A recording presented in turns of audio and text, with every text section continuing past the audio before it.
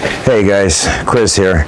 Sorry, I've been having a problem with my audio. You probably won't even know because I'm not going to keep any of those videos.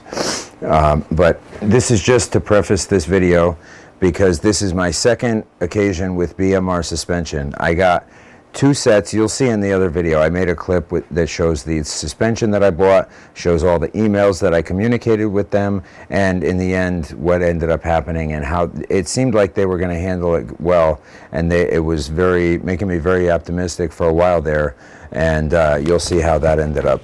But I just wanted to preface the video by letting you know that I did explain all that, as I mentioned several times in the video, that I'm going to take it up with them. I did, and there's a segment towards at the end of the video that will show you all of that, and I'm reading the emails and showing you exactly what happened, so you can see for yourself. So hopefully that's helpful. I kept my word. I did follow up with them, and because I'm passionate about this, because if somebody else gets hurt and I didn't make a loud enough noise and they could have been prevented from getting hurt, I'm going to have a problem with that. I'm going to have a problem dealing with that. So I'm going to do everything I can to prevent it. So hopefully you guys will help me if you have had any problems with this same company with their suspension components, because these were parts that were rated for a Hellcat. That's a supercharged car. Mine is a naturally aspirated car, and granted, it's modified, but it's not at the horsepower level that it's even at a Hellcat horsepower level yet. So, there's no reason that those parts should have been breaking. And not only did they break once, but then the second time was one of the new control arms that was double the price. And then the last time was the last of the control arms. And it's just been infuriating. So I hope that I hope I reach the right people with this video. All right, and I prevent people from buying them, and the people that have them are warned and maybe even taught how to repair it if you want to repair it yourself, because I do that in this video. But anyways, enjoy the video, guys, and I appreciate all of you as always. Hey guys, so any of you guys that watch any of my videos regularly, I do different kinds of videos on a lot of different kinds of stuff. Drones. Well, I haven't really done much drones. 3D printers, building them, CNC machines, turning metal on the lathe, working on my vehicles, whether the car or the truck. So here I am again with the Dodge Challenger. I've actually made a video with this exact same part having a catastrophic failure. I got the part, then I got the next level up. The same company, this is the part that I got the second time. These are the trailing arms, the rear trailing arms. And the one that I got prior to that, in the other video that was snapped, were these. And you see $170. The stock ones from Dodge that never had a problem, never bent, never broke, were $40 for the set. And these ones that now are broken, $330. I could have bought a dozen sets of stock ones for the two prices of those. Now take a look at this. You see a problem? This is also going to be for BMR. This video is going to BMR. Anything look like a problem to you? You think that might be a little bit dangerous? And mind you, the other one has already broken. I took this, the other one was the same way, and every time it happens, the ass end of my car is bouncing all over the road. It's likely that somebody that isn't used to driving this car would have been in an accident. You see the difference? I turned a big piece of heavy gauge steel.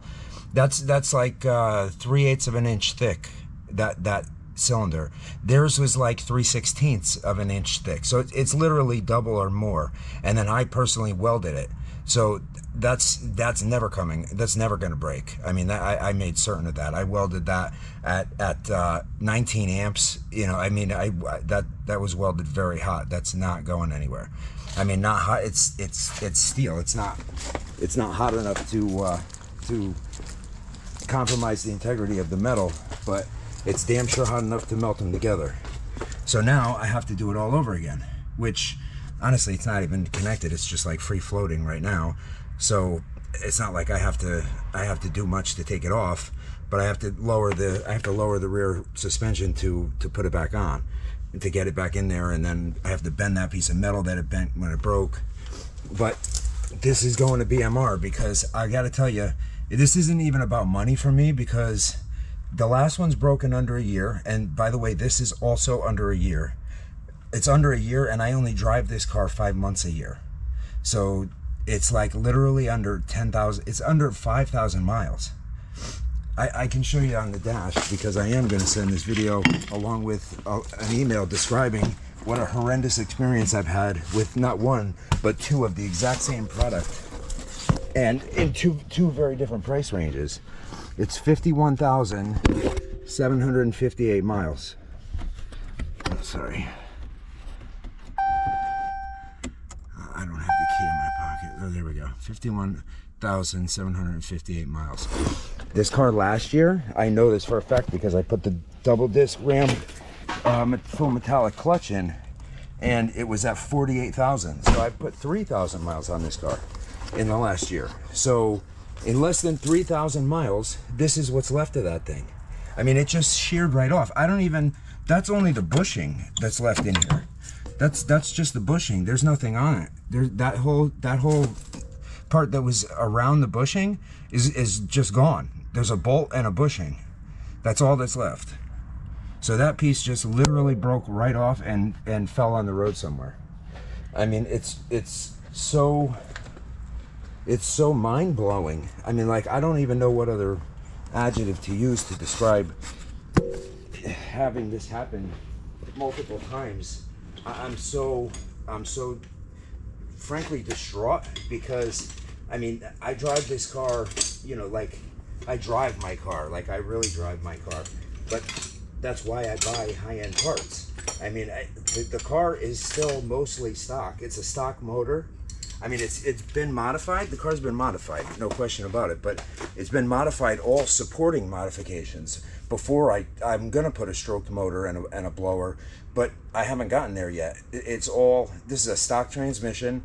I did do the differential, the drive shaft, the rear axles are stage 5 axles, the suspension, all of the suspension and handling components. This being one of them, and this is the only other one that failed except for one axle after I got one step down axles before this and had to do that over. But you know, they actually took care of me on that. So you know, I don't know what BMR is going to do, because I didn't actually talk to BMR last time. I talked to the vendor that I got it through, which I'm not going to do again, because I don't get any answers that way. And frankly, it's not just about, like, it's not even about, for 320 bucks, it's not even worth my time to go and chase them down. But it is worth my time for me to get my money and for them to change the goddamn product so nobody else gets hurt. That's my primary concern, because I'm making these parts better than they are. When I have to remake this for myself, I mean, you see mine is on the other side completely, it's full of structural integrity. It's not going anywhere.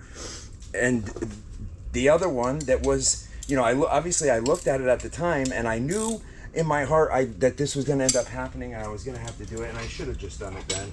There's no question about it. I knew I should have, but I didn't want to just break it just to have to fix it. And I was hoping it was a fluke on the other side, which my gut told me otherwise. I don't know why I let myself think that, but it is what it is now. So here I am fixing it again, the other side. And this is the 4th time that I'm doing these arms because of this company.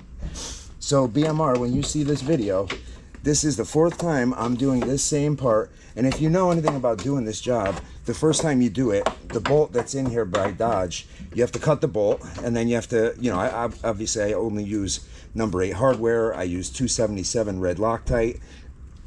I use the best materials because, you know, I thought I used the best materials, but I try to use the best materials. You know, with the knowledge that I've been given by manufacturers such as BMR, I am using the best materials available. So for the Dodge Challengers, there's not a whole lot of companies that make the high performance parts. So my suspension and sway bar have had zero problems. I got all coilovers, and obviously it's a separate spring in the back, but there are coilovers in the front. The sway bars, the end links, front and rear sway bars, end links. I mean, I've changed every component. The lower control arm, the sway bar. The only thing left is the knuckle up front and the spring arm in the back. That's the only stuff I haven't changed. Front, upper, and lower control arms, all the suspension and handling, carriage, the rear carriage lockouts, the differential lockout. I put a lot of time and a lot of money into this car, and I've done all that because I'm preparing it to be a lot more of a car. But I can't do that with parts that are going to keep doing this to me. I mean, this is just not even, it's not even reasonable for this to happen. Like, so I give the same company another chance after having one of their products fail catastrophically on the first occasion. It literally snapped. I don't know what just happened, why that video stopped, but anyways, I'm gonna attach a link to the other video where I had the other control arms that were $170 from them, where I had to change those because it had completely snapped while I was driving. And I mean, this is not supposed to happen. I mean, I had factory arms on here while I had, it's been like 1 year. What, the first year that I changed it, they broke within a year, and it's been almost 2 years. So I've had this car for 4. Most of the big modifications were already done from before I had it. They were done with, the only thing I've done since then is the clutch. And I mean, it didn't add any power. I mean, the clutch makes it feel like it added power, but obviously it didn't. It's the same transmission, same motor. It's not giving it any more engine than it already had. So all these modifications were done on stock trailing arms, and those stock trailing arms are still in my shop in one piece, and I could put them back on today and they'd be fine because the car's only got 50,000 miles. Those were only on the car for 30, maybe 30, or no, it was maybe 40,000. So BMR, you got to really pay attention to this. This video is more than just like to break your balls. This video is because I'm concerned for other people's safety, and I'm being 110% genuine when I say that. I mean, this is not about money for me. Like, I want my money back, obviously, because what the hell did I get for it? It is a headache, and I have to remanufacture the part myself. I mean, that's not what I paid for. But I'm not going to sue you as long as you do something about it. But if you guys see this video and get all the information that I'm going to send you, and all the documentation and photos and video that I'm going to send you on all these things that happened on one person's vehicle, and don't do anything about it, I'm going to sue you, because I'm quite capable. I own 4 businesses. I am not in a financial position to pay. I already have an attorney on retainer at all times. I mean, I own 19 units. I have to. So I'm quite capable of taking this to court if I need to. I don't want to do that. I would really rather see you guys beef up these products so that people are getting what they're paying for, like me, and make it right with me by just giving me my money back. And I mean, you know, I'm not even looking for anything for me having to remanufacture the parts. I just want my money back, and I want you guys to actually make a change so this doesn't happen to anyone else. Because if somebody else gets hurt and I knew about it, I'm gonna have a hard time with that. That's why I'm putting it out there as much as I can, and I'm hoping you guys are gonna respond by actually doing something about it. So I'm gonna pick the video back up when this is done, or actually I'm gonna do another segment while I'm making the new part. It's almost made. I didn't have the other one to take the measurements. I'm gonna take the measurements off the one that I already made on the other side, because obviously that part is gone. But I'll be able to measure the bushings for the inside diameter, and I'll measure the outside diameter of the other one that I did have. The part was just snapped. It wasn't off completely on the other side. So I'll take another clip while I'm doing that. But This part is the part that's important for BMR, because the same thing I'm sending to you guys, I'm putting on YouTube, because this is something that's a safety concern and people need to know about it, frankly. I'm not going to Channel 8 or whatever local news there is, but I'm going to put it on my YouTube channel like I do with every improvement that I do with my car that I think is going to be valuable to somebody else to learn how to do. And that's mainly the reason why I do it. But also, when parts are faulty, people watch these videos like I do. I do the same thing. They watch these videos before they go buy the parts to see if they're any good. And these are not any good. These are not parts you want to buy at the moment. I really hope that when I do get this to BMR, I mean, obviously I'm just fixing it now, well, for the third time, but I brought attention to it the first time with the first set, and it didn't go anywhere, clearly. So now I'm going straight to BMR myself. I'm not going to the vendor that I bought it from. I'm not beating around the bush. I'm going straight to BMR. And if I can't get in touch with them and the vendor tries to get in the middle of it, then my attorney will get in touch with them. I'll get them on the phone one way or another. It is going to happen this time. So I will let you guys know how that turns out. I will actually finish the video with how that turns out. I'm going to record this, and I'm going to sit on it while I try to deal with them, and hopefully I get a good result that I can report to you in the same video. I'm hoping that that's the way it goes, because you got to give everybody the benefit of the doubt until they don't deserve it. So that's what I'm doing. I'm giving them the benefit of the doubt, assuming that when I talk to them, when I show them and tell them, and they realize I'm not full of shit, and they see all the pictures and everything and the videos, whatever, then they'll say, oh, this kid's stuff really did break twice in a row. He bought the less expensive set, they broke. He bought the most expensive trailing arms we make, they broke. I mean, like, he wasn't being cheap. He spent over $500 on trailing arms. I mean, it's not like I'm being cheap to buy the first set. They're four, almost 5 times the price of an OEM set. An OEM set of trailing arms is $40. Those trailing arms were $170. So by the time tax and shipping, it's $200. It's 5 times the price. So it's obvious that it's not because of me being cheap. It's because of me trying to save a couple bucks, but not buying cheap parts. I mean, I wasn't buying the most expensive. I usually buy what I think is going to give me the quality that I need, which is honestly is generally the most expensive one, but it doesn't always have to be. So it seemed like a reputable company, and I hope that I was actually still right about that, and they still stand behind these, and when they see all this, that they'll stand up and do the right thing. I really truly do hope that, because honestly, I don't like to fight, and I don't want to fight with anybody. I don't want to have to go to court. I don't want to have to have my attorney do all this. I don't want to sue anybody, just like I don't want to get sued, because I don't want to deal with it, and I don't want to make anybody else deal with it. But if it means my conscience when somebody else gets hurt, I will. No, certainly I will, because that'll be a lot harder to deal with than suing someone. So that's the punchline. If you guys think I'm just making hollow threats, it's not even a threat.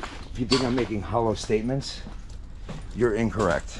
I will follow this through with action, and I do have multiple attorneys that are a retired judge, a sitting senator, the mayor of this city. I mean, I have a lot of friends, and I will pull all those strings if I have to. I don't want to. I'm hoping that will just incentivize you to do the right thing that you should do in the first place, because there's clearly a problem when not only your middle of the line trailing arms failed within 3,000-4,000 miles, but then your top of the line trailing arms failed immediately after. It just shouldn't happen. I mean, those are literally made for cars that are making way more horsepower than this. I haven't even done the motor or the supercharger on this. It's not even as powerful as a Hellcat. I mean, and that's one of the cars that they're made for. If these are on a Hellcat, how could they be not lasting on a Scat Pack Shaker 392 and they're going to last on a Hellcat? Not going to happen. You guys are not selling safe hardware. and something's got to be done about it. And I'm hoping that you'll want to do it as bad as I want to see you do it, because it's your product and it's your name on it and it's your reputation, not mine. So I hope that that's the way that this goes. But I will definitely keep all you guys up to date on it when I do the rest of this video. When I do the rest of the video, I will have that information as to what happened with that, and I will definitely let you guys know 110% about how it went. And I hope that I have good news. I really, truly, genuinely, 110% mean that.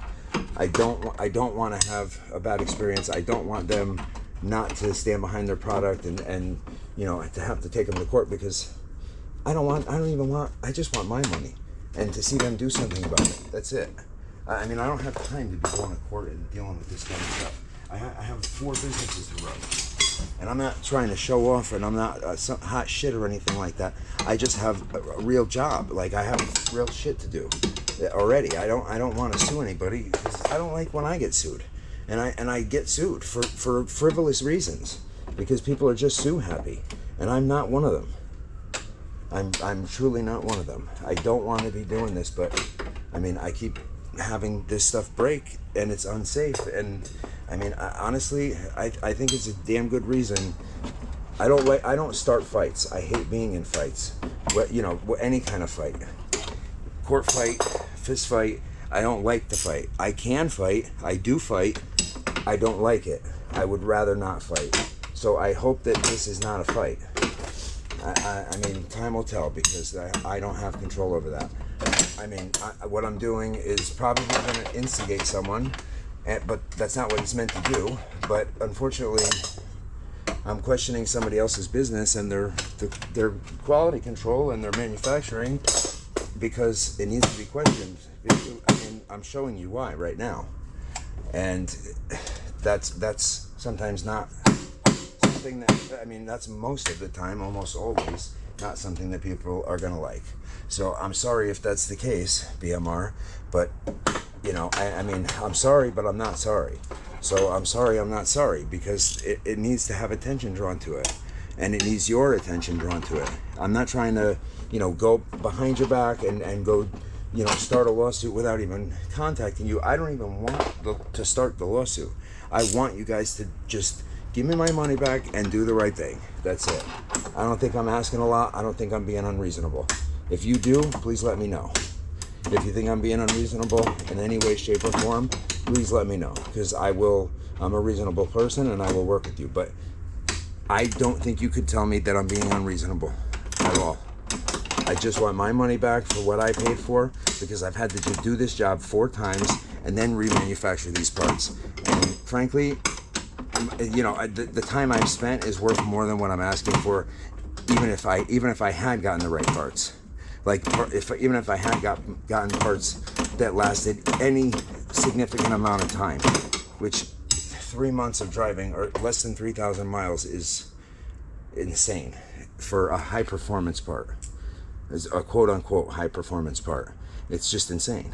I'm having a hard time believing that I'm even saying it right now. But anyways, I'm not going to ramble on about it anymore, because I don't want to sound like I'm being a jerk, because I'm not trying to overdo it. I just am trying to emphasize just strongly enough how serious I am, and how concerned I am, and how serious I am, because something really needs to be done about it. And if you're not going to listen to me, then I'm going to have to find who you will listen to. You know, whatever government agency has regulation over safety on these kind of things that gets involved during a lawsuit, or, you know, whatever, however it happens. But I would rather than any of that have you guys just man up and do the right thing. Give me, all I want is my money back. I don't want anything more than that. I just want what I paid, and do the right thing so that nobody else has the same issue. Because honestly, if I didn't drive this car the way I do and know it the way I do, when the back end was swaying around while on the highway doing 110 miles an hour, I would have been in a serious accident. I mean, I damn well could have been dead. And I'm not going to have that happen to someone else that while I knew about it, I can't do it. So that's what it is. Hopefully you guys understand, and I don't know anybody there, so I don't know what to expect, but I'm hoping that you guys are good people and that when you see this, you'll want to do something about it just like I want you to, and we'll get along. Because if that's how you are, that's what'll happen. We will get along. Because that's genuinely who I am. So I'm hoping for that. But unfortunately, I'm not as optimistic as I'd like to be, because most of the time that's not how people are. But if it is, I will be extremely pleasantly surprised. So I'm hoping for the best. All right, but I'm going to get back to this so I can get this bushing out so I can measure and finish this part. And I'll be back with you guys in a few minutes to show you how I make it. All right, bye-bye. Guys, I can shut this off now, obviously. So I just got this part off of my car. I started a video with the GoPro. I'm picking it up with my better camcorder, get some better quality video. So this is the arm, and what I'm going to do is I brought my little electric die grinder so that I could wire wheel it where I have to weld it without getting my compressor going, because you guys won't be able to hear me. I got two huge compressors, like 100 gallons of air. But this just has to be cleaned before I can weld it, which honestly the air one's going to do it so much faster. I'll probably do that off camera briefly. And then I'm changing the bolt. This is actually a grade 10.9, which is metric. It's equivalent to grade 8 in standard American. And then I don't have an M12 flange nut, which I want to use a flange nut because I can't use a nylock nut because there's not enough room.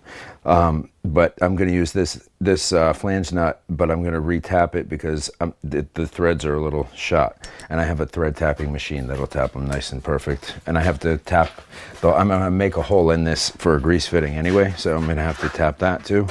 So it's not like I'm going out of my way to do it, but this is my lathe. This is the part that I've already started for this. And this is actually, I told you the last one had just broken off. This is the last one from the other one, the other arm. That when I did this last, and this is what I'm actually making it from. So this is some heavy, real hardcore steel. This is not, I mean, look at, in comparison, look at the contrast.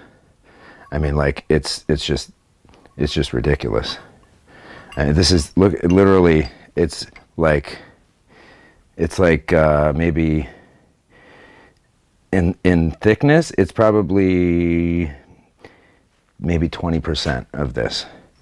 And I'm not going to use all of this. Obviously, I've cleaned it up down to here. It has to go a little bit wider in the middle. I have to check exactly how far, because now I have the stuff here to take measurements, because this was deformed anyways. I couldn't even take measurements with it last time. It just happened to be still sitting there. But I'm going to take the measurements right now, which I need the center to be around 42, we'll call it 43 millimeters in the middle, which, yeah, I got to go a little further. So let me get my scribe and mark that.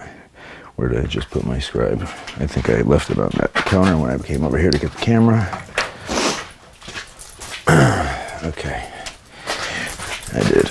All right, so I'm gonna just mark that, and then I know how far down I have to take it for, it has to be just about the size of those bushings, because the bushings are gonna go right in the middle.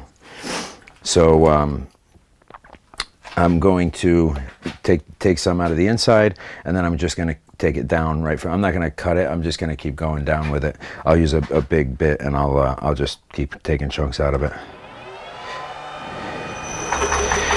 So I put a variable frequency drive on this so that I can control the speed without having to change belts like I used to have to, which has been, I did a video on that too, if you guys had seen it, but it's been a blessing.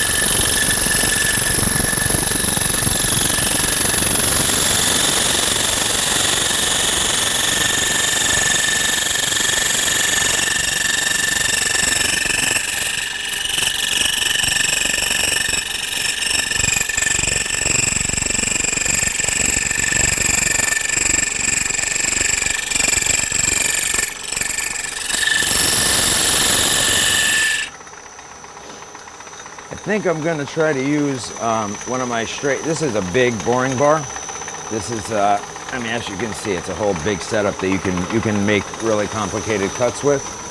But I don't really need to make any complicated cuts. I just need kind of a straight cut against this wall. So I'm gonna just try a good old boring bar. A good old boring bar. Get the hell on there, dude. What was your deal? There you go. You see, I even put 10 grade 10.9 flange nuts on my on all my tool holders. Not all of them, but most of them.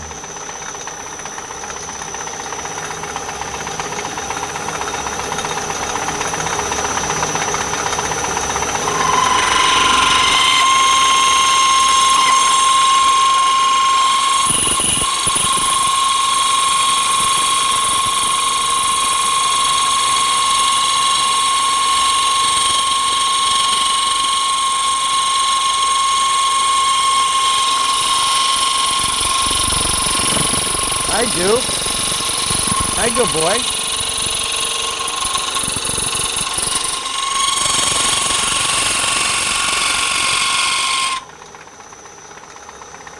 All right, I'm going to take a quick measurement because I didn't pay attention to the VFO in the beginning. I mean the VFO, the display in the beginning of where I was. So I need to be at. Yeah, I need to be farther. I'm going to turn this blade around because this side is a little dull and I don't want to be doing this all day. Let's see, has it already been turned around? I've got some really, I think I'm going to change it because I have some really good carbide ones in here. Not like the typical gold ones that you get for cheap on Amazon. They're like the real actual carbide. I'll show you. That one's still good for like rough stuff, but I want this to be a nice clean cut. These, they look like that. They're actual carbide. So the typical ones that come with stuff you order on Amazon are like these threading tabs or threading blades. They're like the titanium or whatever, titanium mixture or whatever it is, who knows. But these are much sharper and they cut much better. So this will go a lot quicker with this. But I hope that you guys see me do this. Maybe you'll learn how to do it yourself. But I hope that nobody ends up in the position where they have to do this for this reason. If you want to make one for yourself just to make it, then more power to you. I'm happy to give you any guidance you want. If you want to, give me a call, shoot me an email, whatever. But I hope nobody has to do it for this reason because it sucks and it shouldn't happen.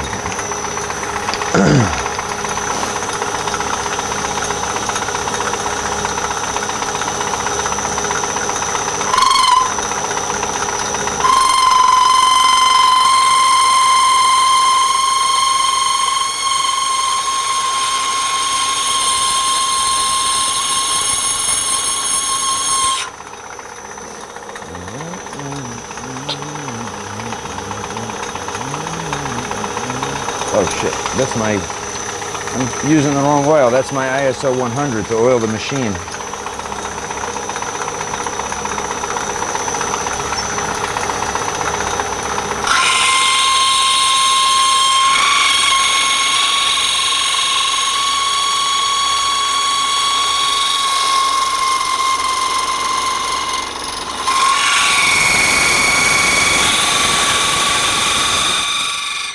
It makes a pretty dramatic difference, the quality of the blade.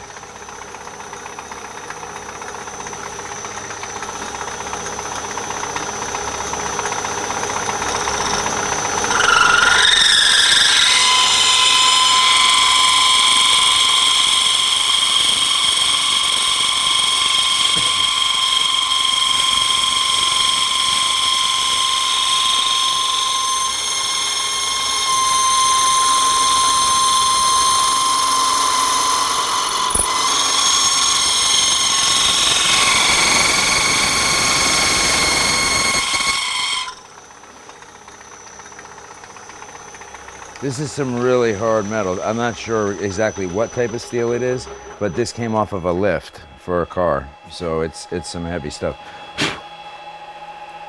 I should get my little blowgun. Yeah, I gotta go a little bigger. I'm very close. I don't have to go much bigger. Sorry about the noise, but I don't have to go too much further.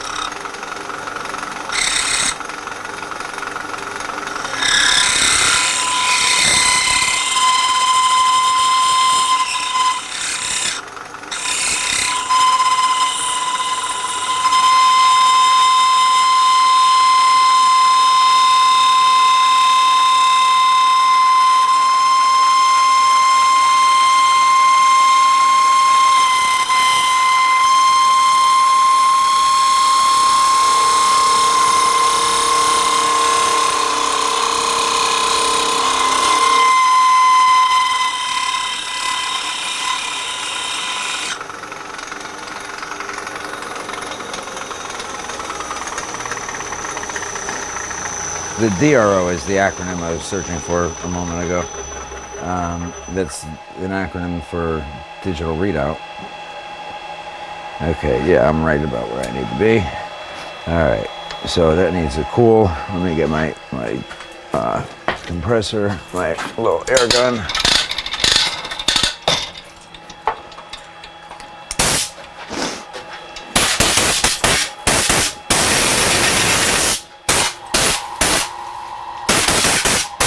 There's that compressor. When we're over there, though, it's a lot louder. Okay.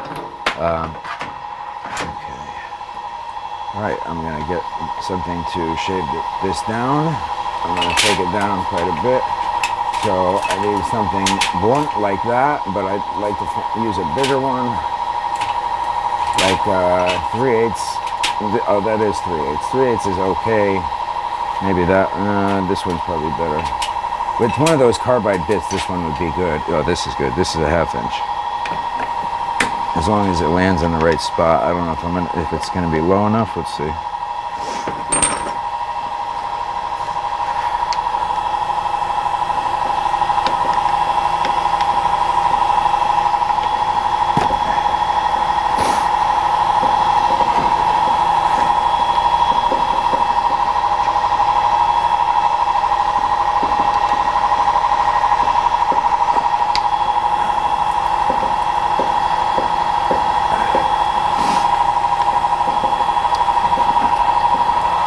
I can get it a little bit lower, so I might be able to use it if I can get it low enough.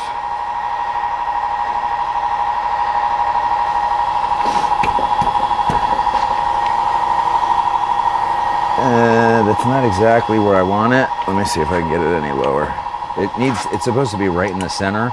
I actually have a tool that measures to see if you're directly in the center. And I know I'm not, so I'm not going to use it, but I'm hoping I can get close enough to use this bit. It looks like I'm going to try, because it's actually pitched down a little bit also. I'm going to give it a shot. If it doesn't cut very well, then it'll be faster with the smaller one.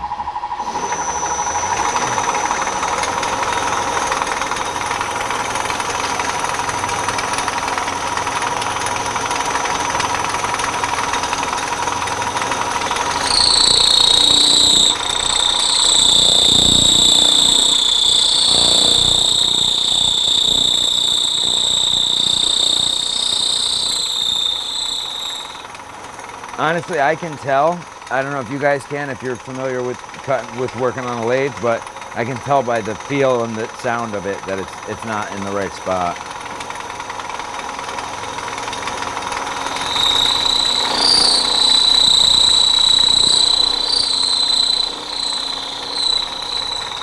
So because this is not landing in the right spot, watch the difference in how that cuts and then how this cuts. Even though this is very, very much smaller, which I'm probably gonna have to lift this one up for sure. Oh, not much. It's actually not, it's pretty good actually. Like about there. So that one was higher than it looked.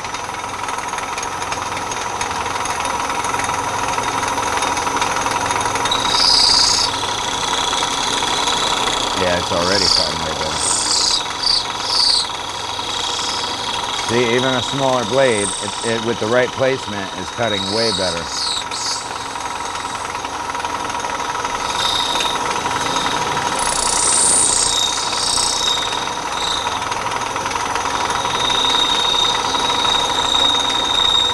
You see how fast it's just breezing right through it.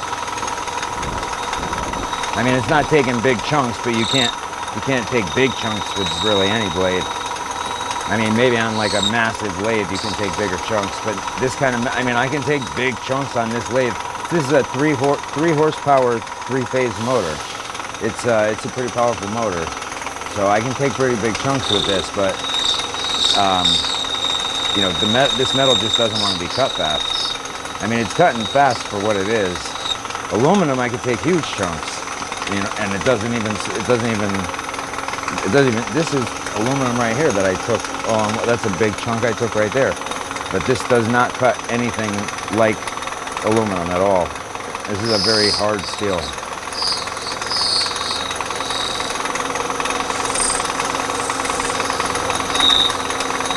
It's no titanium or cobalt, but it's definitely a very hard steel.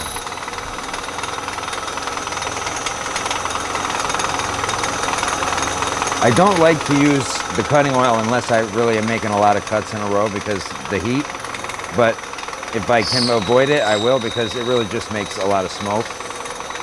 But I don't like it to get too hot because I don't want to, you know, contaminate. I don't want to, not that this metal's so strong, so hard, it's not gonna compromise the integrity of it by getting this kind of heat, but just because it's habit, actually.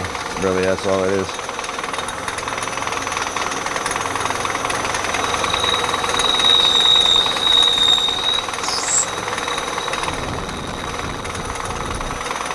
I could probably put this in the CNC machine, and honestly, I should just put it in the vise in the CNC and took the surfacing blade and just went right over the top of it.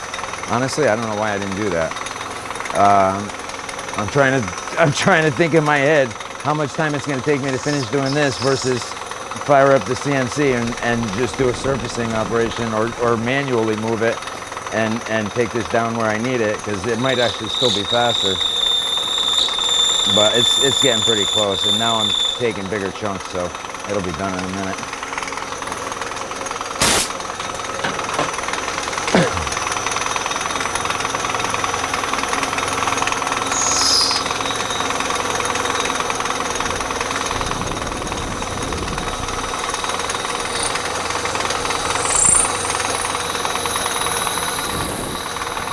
Yeah, it's getting real hot, getting red hot, but it's still cutting right through it.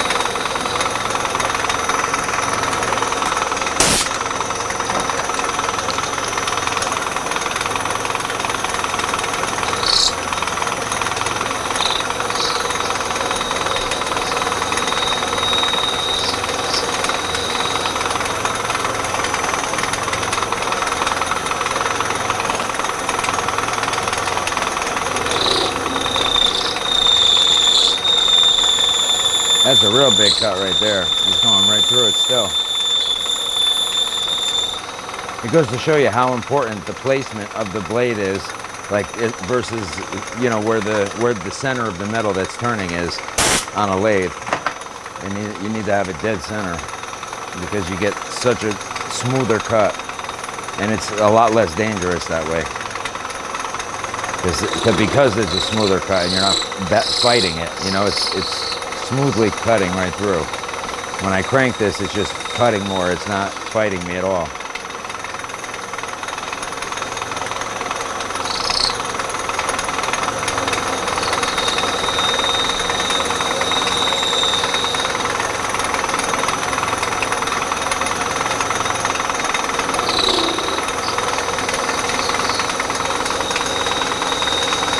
I got to keep getting those shavings off, because if I don't, that thing will be whipping around and smacking me.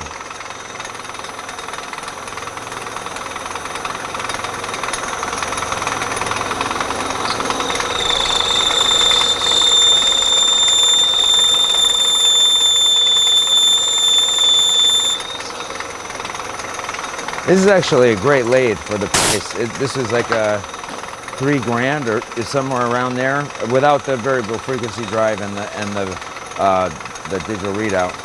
But it comes with a couple of stabilizers when you're doing something long, because it's like 28 inches, 28 by 14.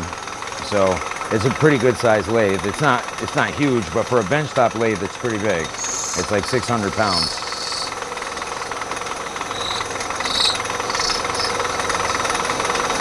This is a Shop Fox M1099, which is the same as Grizzly. They make the same, they literally are the same company. So that, like, I have to call Grizzly for warranty parts. Excuse me 1 second, my phone. Hey guys, sorry about that. I didn't really do anything while I was gone anyways. It was my fiance. I told her that I was going to be home already, and then like I so often do, I got caught up in something and didn't get there when I said I was going to. So she was calling. She wasn't really upset. She just, you know, like she usually says, I wish you would just tell me, so I'm not waiting for you, which she's right. So I got to eat that. But I feel like this is important, because whoever else has these parts on their car, I want them to give them new parts. Like I don't want to see this happen to anybody while they're driving, because if they're not very familiar with the car, they're likely to have an accident. So I don't want that to happen. And if making this video and sending it to BMR gets something done, it's important. So that's why I'm still here.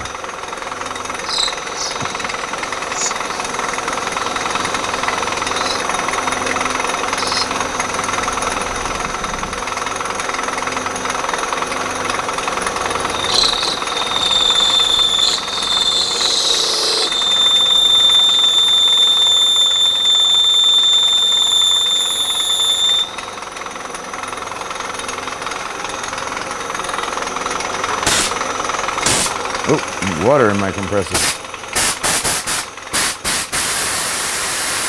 Well, I gotta put a strainer over that water thing. There's a lot of water in there. I gotta drain those tanks. I have an automatic drainer, but if it only goes on when the motion sensor lights go on, and if I don't come in here a lot, it doesn't go on a lot. And I haven't been in. I was just in Arizona for a week. And, you know, it does, on a regular basis, I'm in here usually a couple times a day, but not for all that long unless I'm making something that I need, my metalworking stuff. Which it's not every day that I'm in here for a while. I mean, I have a business to run that has nothing to do with this kind of stuff. This is my passion. A whole bunch of different kinds of passions, but my general passion is making things. Look at all that water, my God.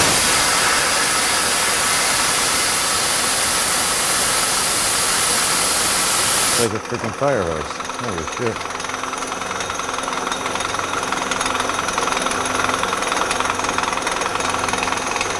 This is where you got to be careful. I'm getting close to the end, but this is where it has to be machined down to.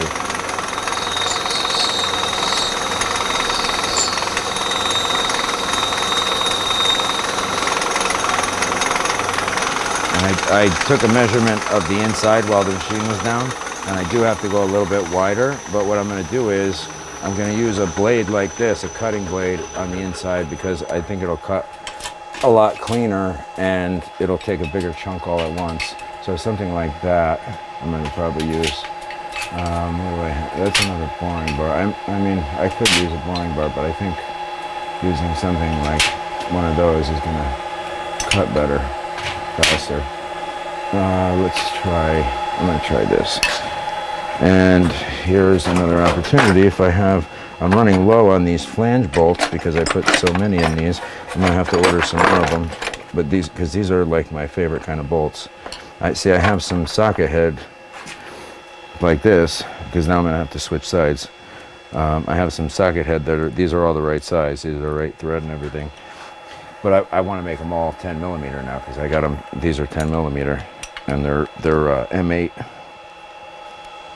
M8 10 millimeter, and usually M8 is a little bigger than that.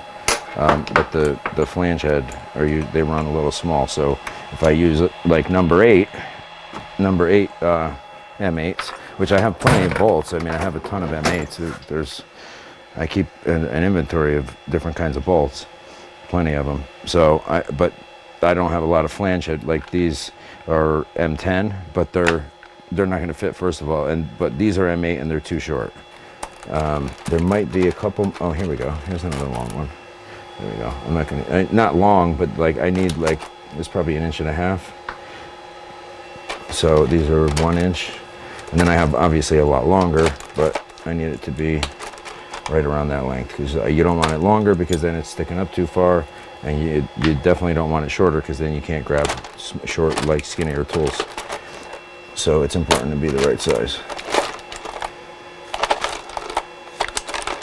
So yeah, I gotta order. I usually get like a whole assortment, but I think I'm gonna order a whole bunch of just that particular size. 1.5 or 2 inch, whatever this is. Let's see. This is metric, but it's a simple equation. It's 25 millimeters in an inch. It's very simple. Well, it's 1 inch. Yeah, it's 20. Yeah, it's 1 inch. So those other ones must be 3/4 or half. So that's what I'm going to do. I'm going to order a whole set of just that size 1 inch, 1 inch flange nuts. 1 inch flange bolts, excuse me. And then I usually end up with extra flange nuts from the kits, because most of the time I'll use a nylock nut, which the nylock nuts are in this drawer. I keep a whole assortment of those too. Those are what I prefer to use, is the lock nuts. They're nylock or lock nuts, whatever. They have the nylon that locks them on. I still use thread sealant, but that's what I mean. I kind of redundantly overdo things because it's my life at risk when I'm working on my car. So that's why I tend to do everything. Not tend to. I haven't had anything done on that car but an alignment in the whole 5 or 6 years I've had it. That's the only thing that anyone has ever done, is the alignment. And it was somebody I've known for years and that I trust, and I was right there while they did it. And that's only because I don't have an alignment machine. I change my own tires. I have a tire machine and balancer. I do everything else myself. I do my brake. Took the transmission out, did the clutch. I did the entire exhaust, and the headers were pretty brutal on that car. But I do everything myself, and on my fiance's car, because you got to really trust somebody to let them work on your car, and to have them make your parts, because this is the alternative. Yeah, I'm not trying to be coy, or whatever you want to call it, but I guess I am a little bit. But it's serious. I mean, it's not a joke. It's not a joke at all.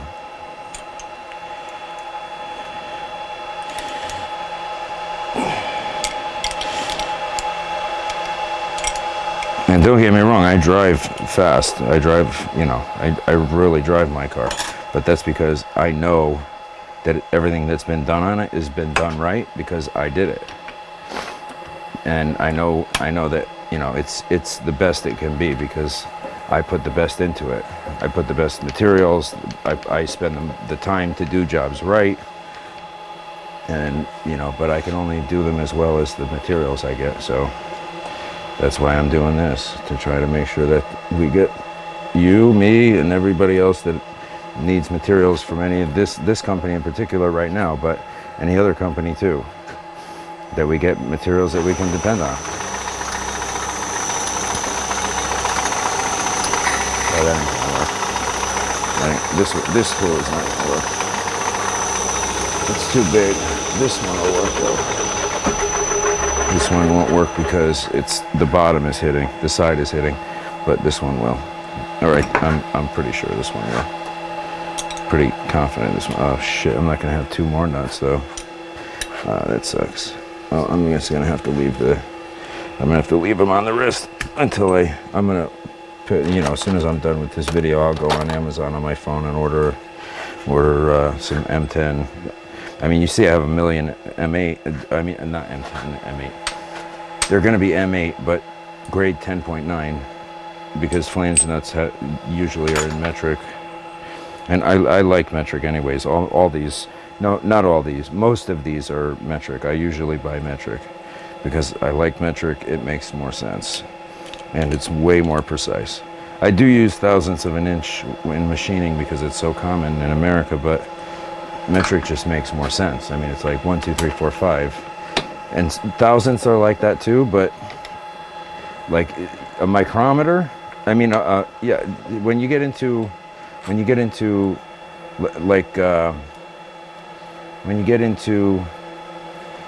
fractions of millimeters, like thousandths of an inch, a micrometer is not a micrometer. I'm having such a brain fart. It's a 25,000th of an inch, because a millimeter is a thousandth of an inch. It's a 25,000th of an inch because it's a thousandth of a millimeter. So divide that by 25, it's a 25,000th of an inch.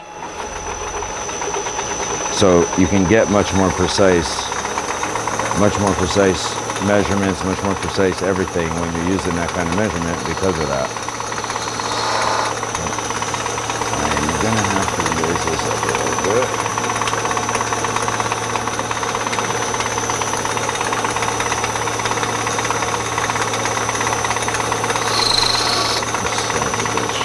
This one ain't gonna work either. I thought the other one was gonna work because it has a big swing, but you know what? I know exactly which bit will work. Which blade will work, rather. Oh no, you know what? The end of it protrudes out as far as the blade. The blade protrudes out far, but so does the fixture. Which blade will work for this? I might just have to go back to the boring bar. It looks like I'm gonna. Yeah, because these are just, it's still too wide. I mean, it's not very wide, but it's too wide to use a cutting blade for boring. I'm gonna have to use a boring bar for boring. That's why they call them boring bars, but I was trying to be stubborn. I'll try this bigger one. I was actually just trying to get a better finish, but either way.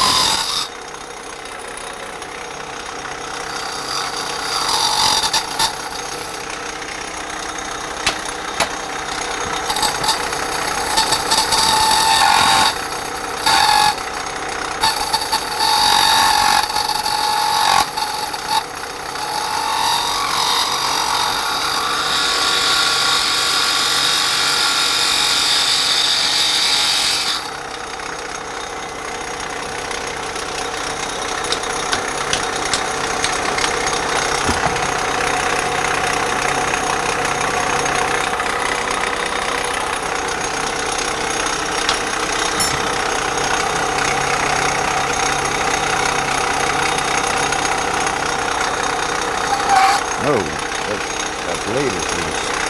That's where that vibration's coming from. I just saw that blade vibrate, and that is not cool.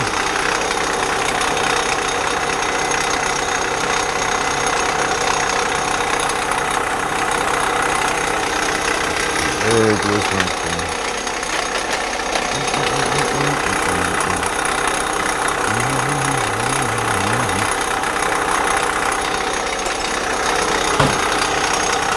There we go. That should cut a lot better now.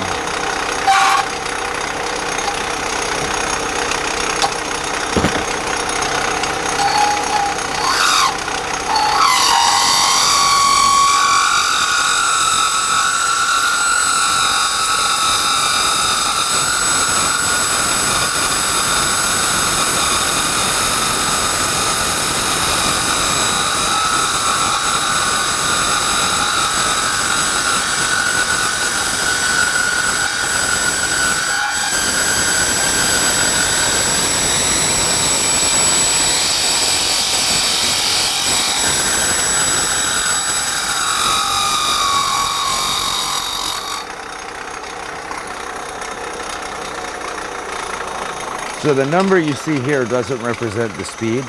That represents the frequency. So because it's a three-phase motor, and I have three-phase power in the building, I didn't have to convert it. That's what a variable frequency drive does. It's variable frequency. It uses the frequency to control the speed. So this mark right here, I can read I have a tachometer that's a laser, and it'll read that reflective tape, which you've probably seen other people do. They're pretty cheap. You get them on Amazon for like $40, but they're accurate. I've checked it, like versus things that I know exactly how fast they're going, like the spindle on the CNC.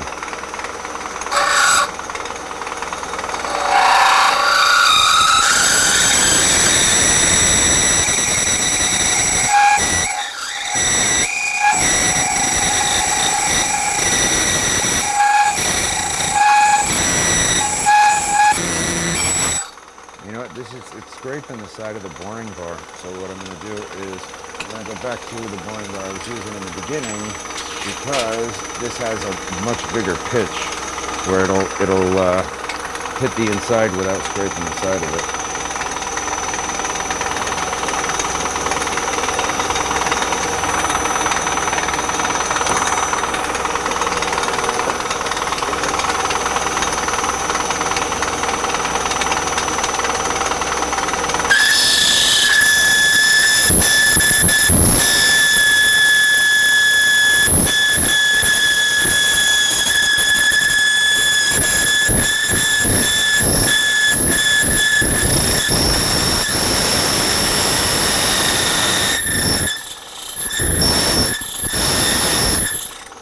Actually, that's cutting pretty damn good right now.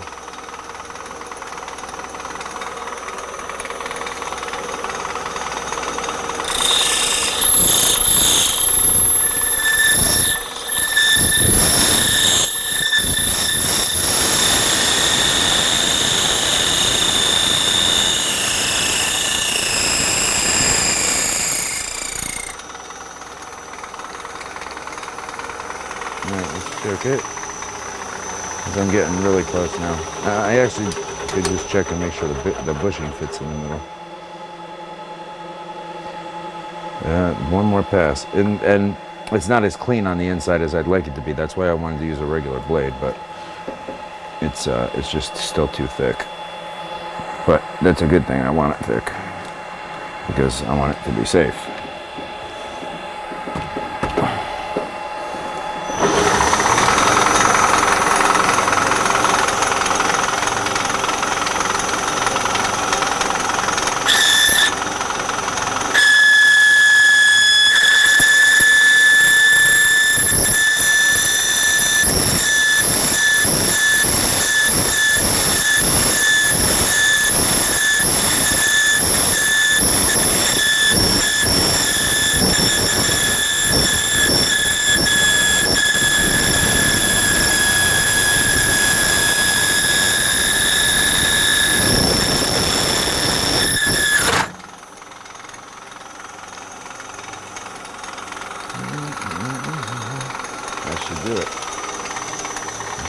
check it out.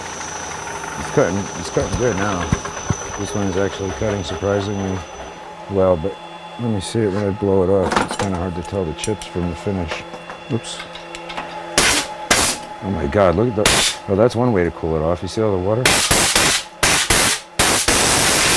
It's crazy. It's like a freaking fireplace. I really got to train those compressors. That's pretty darn close. I could hammer it in there, but the finish is not as smooth as I'd like it to be. The metal's very hard, but that's why I wanted to use one of the blades, because it would be smooth like the outside.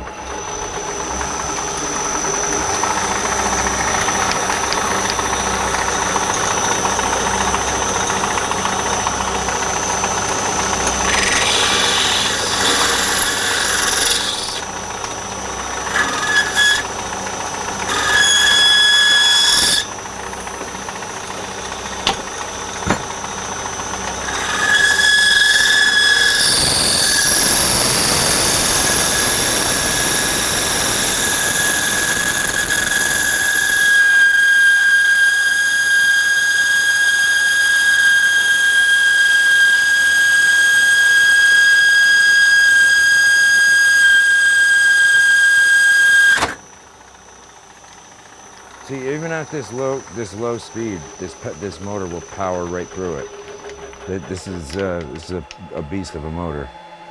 This is actually a motor that I had bought for a 5-ton rooftop air conditioning unit fan, and it's a 3-phase, 220 volt, like a large blower motor fan. It's the same type of motor you use for this, same RPM. Once you have the reduction in this with the gears, this goes even faster than it did with the belt changes without changing a single belt. It was 2250 RPM before, and now it'll do like 3500, and that's even with the gear reduction in it. So it's impressive,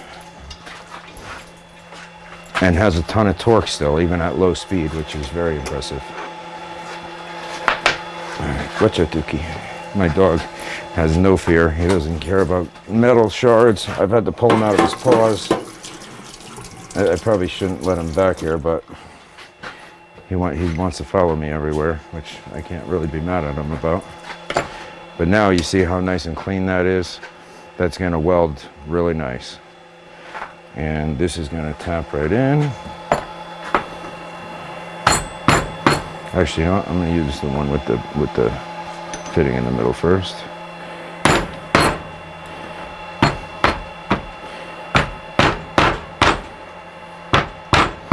Probably should have gone a little bit more on the inside. It's a hair, but it'll go in. There we go. Now, the other fitting will go there.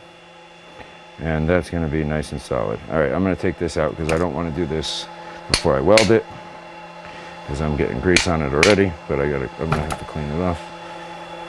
But I just wanted to make sure it fit before I start welding anything, which it'll fit. It'll shave a little bit off of it because it probably should have had one more pass, but I got a nice clean finish now, and I kind of want to leave as much meat on there as I can, because not that I need to. This is obviously very hard metal, but it's just I don't want to have to do this job again. This is 4 times already. I mean, doing one that broke and doing both that broke and doing them the first time, it's just been a nightmare.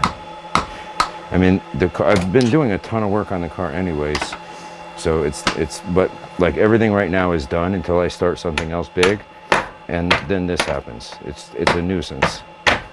And more importantly, it's a big safety issue. It really is.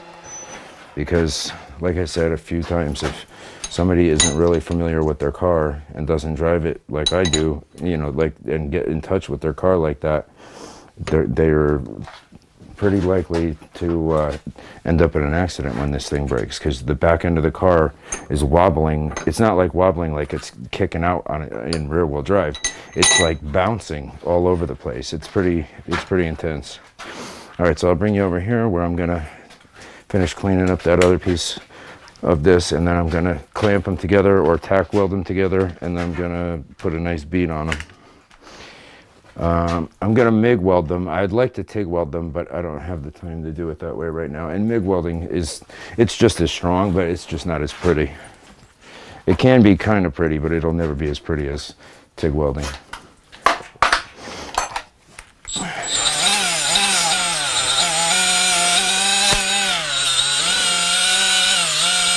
Yeah, I tried. This is for small stuff. I need my my pneumatic die grinder with my 1/2-inch hose. Gives this thing a ton of power.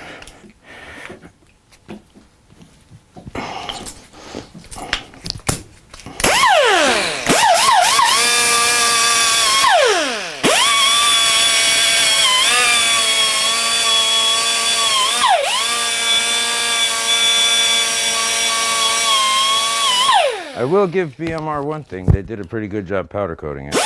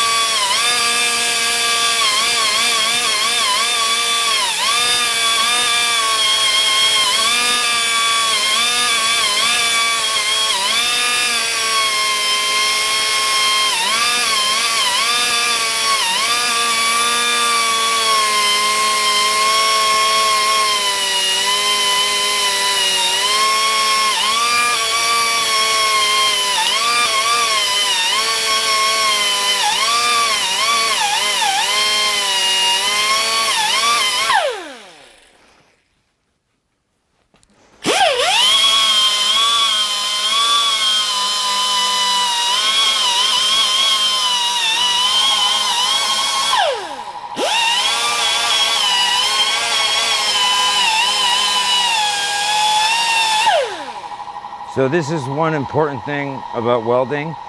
When you weld something that's important like this, you really got to clean it completely. No paint, no grease, because that's the only way it makes a good seal. So I'm going to even take some acetone and wipe that down from the grease and this too before I weld it, because you have to make sure they're clean to make a true bond.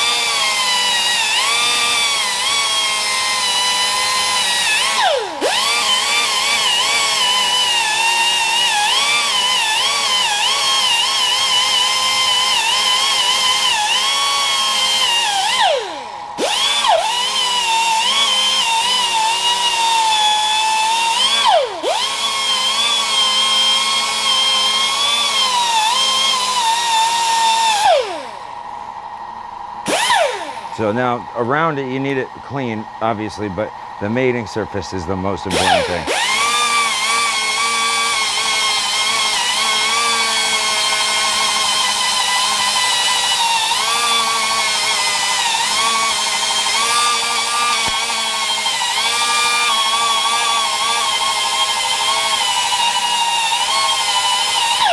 And then normally you have to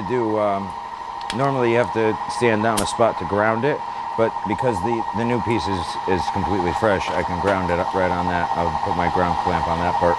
So I'm gonna just get some acetone on a shop towel. I'll be right back. I'll wipe them down with that.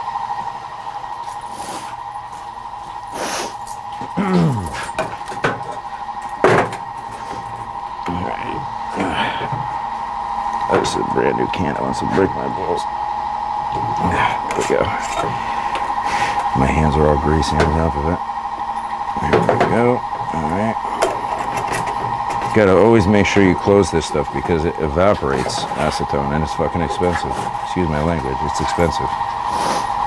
Watch out, Tiki. Watch out. Watch out. Watch out. Good boy.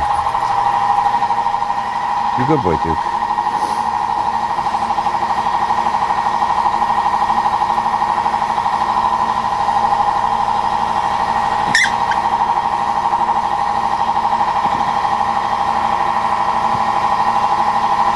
See, it's evaporating off this shop towel already. It's crazy, and I poured a good amount in it. Stuff evaporates very quick, but that's the only way to get it. Like, that takes that stuff right off. All right, let's fire this baby up. This one is for TIG welding. That's the TIG torch. If you guys don't know about welding. Oh, I gotta switch the plug. I have this one plugged in because I used it more recently.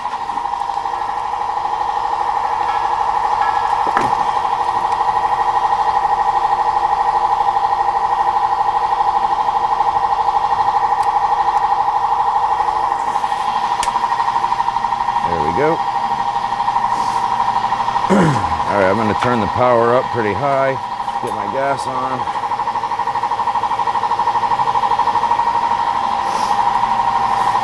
$19 amps, that's where it is right now. All right, and how fast am I going? 177 inches a minute. Let me get my helmet,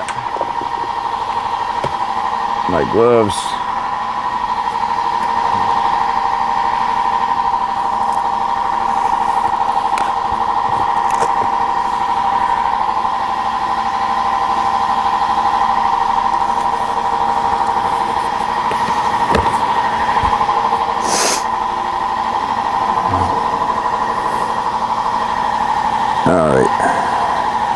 Oh, you guys are looking way down. Hold on. I want you to be able to see the weld, but if I'm talking to you, it's kind of rude not to look at you. All right. You can see the welding table. Yeah. All right. It's going to be right about there.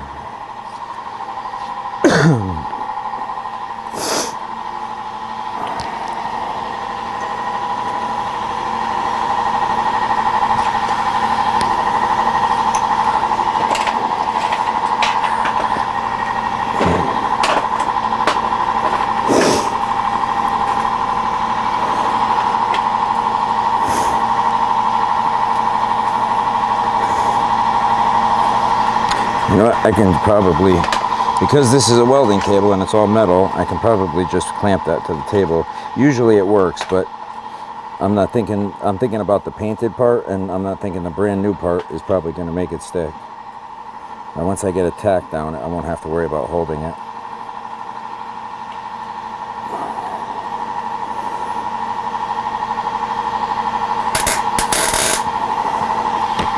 That would have been nice.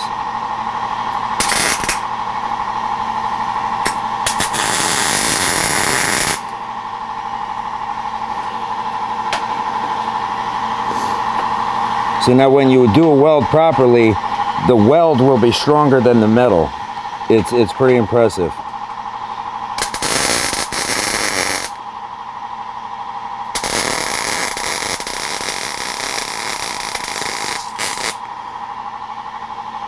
Because it's a combination of this material and those two metals being melted together. So it's the strongest part.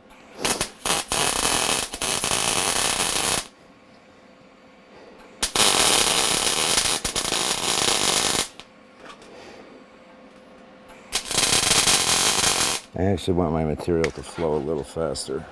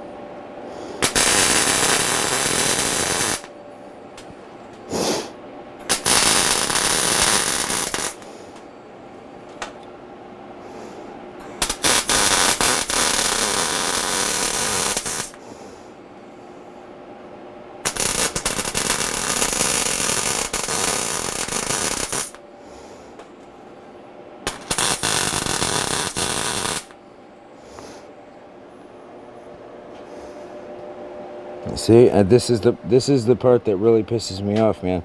If you know what you're doing, it's not that hard to do it right. I mean, yes, this would be more expensive because it's more material, and this times the amount that they're making rather than that scrawny little loop is going to make a big difference. But dude, you're charging top dollar. Let me show you the original ones that are $40 from OEM Dodge, and OEM Dodge is never cheap for anything. And it's less material, but the way that they make it, it doesn't break. So it's just this. I mean, this is not thin by any stretch of the imagination. This is the whole part. This replaces this, so it's the same size. But this, you see the way it's bent over on top? That gives it structural integrity, and so does this bend in the middle, because it's bent here, and then in the middle. So this is probably a quarter inch to maybe 5/16 steel, and it's just one piece. And because of the way it's shaped, this will never bend. I mean, not never, but like that car couldn't bend it, and it bent these. It broke these. I mean, it's they do it the right way. I mean, you pay for it big time, but they do it the right way.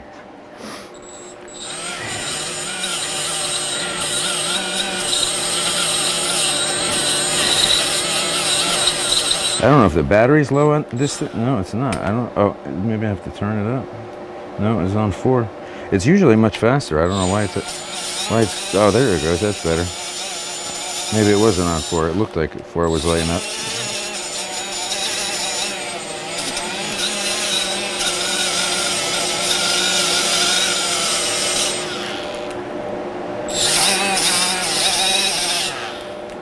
See, and like I said, they did a good job on the powder coating, but the powder coating isn't going to save my life, and the powder coating isn't going to keep it from breaking. This will never break. This ain't coming apart. And I'm not criticizing their weld. The weld was good. I mean, I saw it up close and personal. That's where it was broken off. It was a good weld. It was TIG welded. It was definitely TIG welded, and I would TIG weld it myself if I had more time, but I don't. But this is just as strong. The strength is not going to be much different at all, if any, and it's just the appearance. And you're never going to see this, anyways. You can't even see under the car until I lift it up. But this is gonna last. This ain't going anywhere, because this is minimum 2 to 3 times as thick as what was on there. Now, after I machined it down, and the weld is bigger than what they had. I mean, they had a good weld, but I did another good weld and even more of it, and I'm actually going to hit it one more time. So this thing is never going to go anywhere. Then I'm going to go over it on the grinder and smooth it out, but I want to give more meat before I smooth it out. So I'm going to hit it one more time, and then I'm going to smooth it out.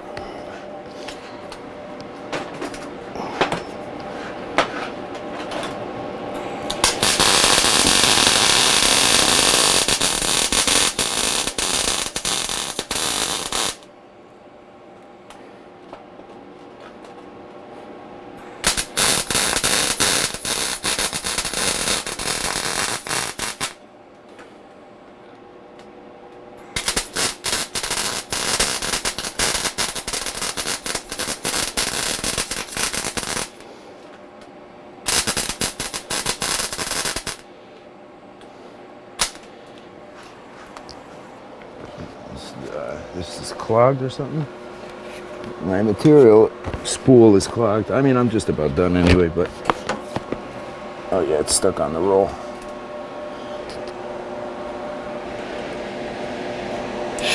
There we go.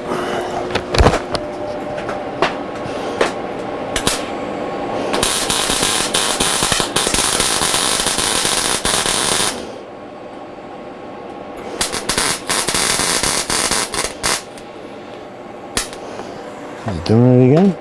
I probably got to tighten up the wheel. Yeah, I do.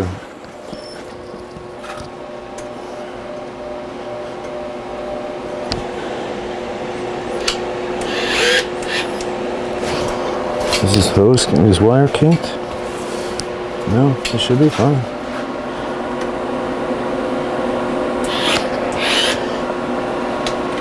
Oh, the spool is a new spool and it's too heavy. I gotta loosen that up. That's what it is. Those are pretty heavy when they're new. Well, it's not still going. Let me see. It must have slipped out. I'm gonna need to see.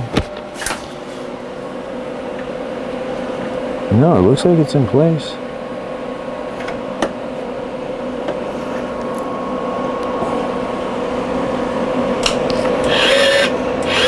Oh, you know what? It probably, oh, that's great. That's way too hot to have left there. Oh, that sucks. I gotta grind that all off now. It's stuck on the end. It probably got too close to the work, and it stuck to it. And I took my welding pliers over there, but these will work. That's what it is. Yep, that's what it was. It was stuck.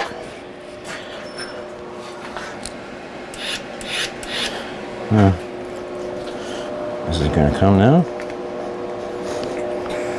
No, it's still not moving. Oh, shoot. That wheel is not moving evenly. Hold on. I gotta tighten that wheel up. That's what it is. That's loose.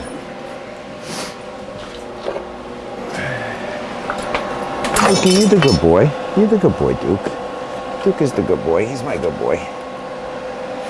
You're my good boy, Dookie. No, it's not pulling it. I don't know why. It's not strong enough, I guess, or something else that I'm not thinking of.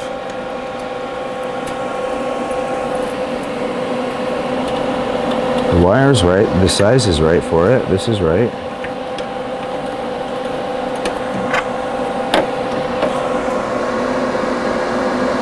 Is the top one? Nope, that's on it. It should be grabbing it.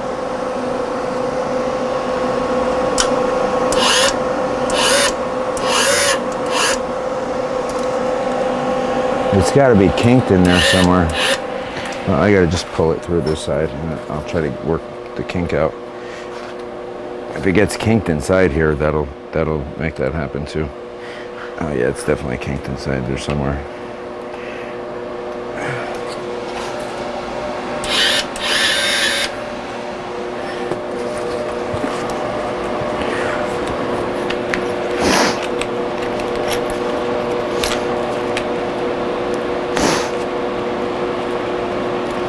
It seems to still be good.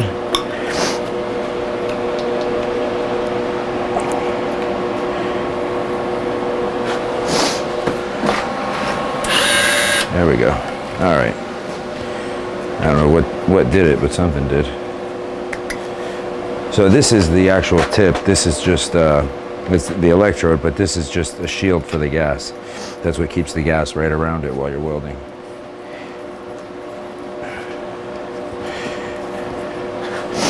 All right, let me clean this up now.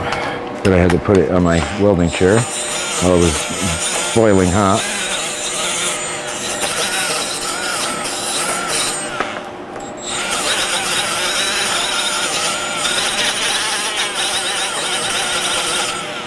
Actually, I think that should be enough. I don't even have to do any more. That's plenty. Yeah, I got plenty of room to grind it down. So I'm gonna cut the video here because I'm just gonna grind this down. I'll bring you back when I put it all together and show it to you on the car. But it's honestly, it's just gonna look like the other side. But that's the part. I mean, it's gonna look better because I'm gonna grind this all smooth on the bench grinder over there and the bench sander and the bench grinder. So this will be nice and smooth, and it'll look, it'll look professionally done. But it's not going to be powder coated or anything, which I don't really care about, frankly. I care about the function. So as long as it doesn't kill me, I'm all right. But I don't want it killing anyone else either. So that's why this needs to be made right. They need to pull these things that were sold to anybody and give them new ones, because nobody should be driving with these on their car. I mean, my car has a lot of modifications and it's more powerful than stock, but a stock 392 cubic inch 6.4 liter Hemi is going to be powerful, and they're on Hellcats. They advertise these for Hellcats. This is not capable of handling that kind of a car, this kind of a car, or that kind of a car. So probably not even a 5.7 liter. I don't think the way they were made.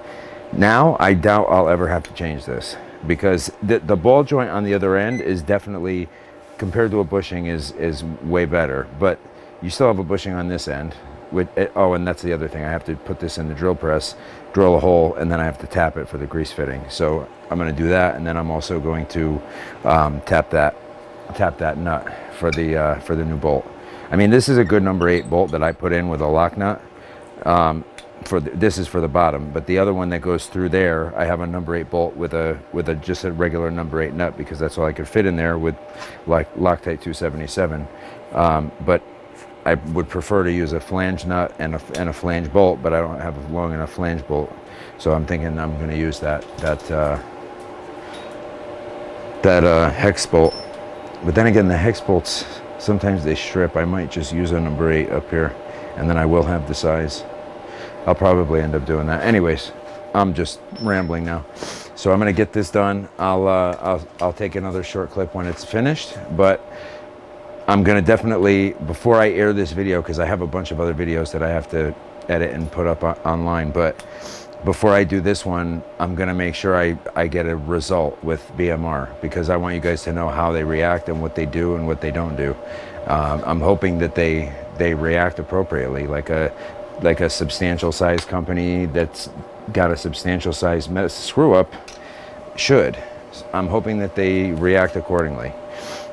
I truly hope that they do, because I don't want to be a dick. I want, if they react the way that like any company that makes a mistake that big should, that's in that business where it could affect people's lives, if they react that way, I'll be so pleasantly surprised we'll probably end up being friends.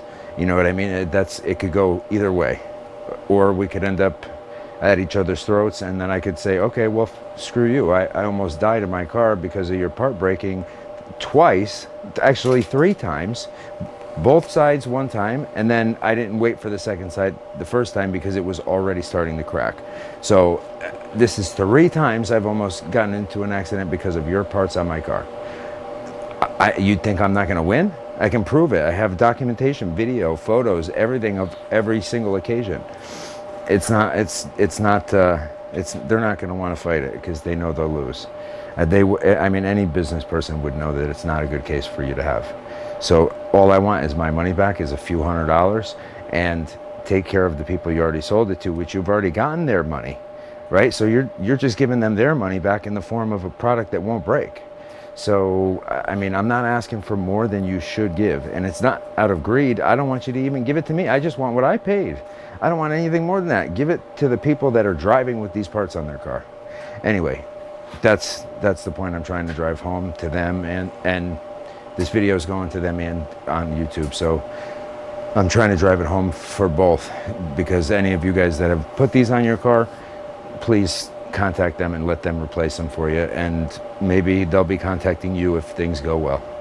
All right, I will talk to you guys when the job's done and I can show you, and until then, have a great day, and I'll look forward to telling you the results of this whole fiasco.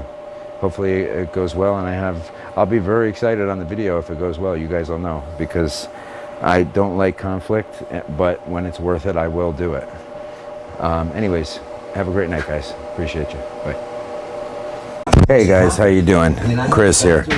So I'm just putting together a video for you that's right on the screen there. I'm going to zoom you in a little bit so I can talk while you hear it, while you see it. I'll turn the volume down so you don't hear it so much, but you can see it. So this is in the video. I'm going to put this commentary right before the video starts, because I want you guys to see what I'm saying in this section in the beginning, and then I'm going to show you what I did with this. So they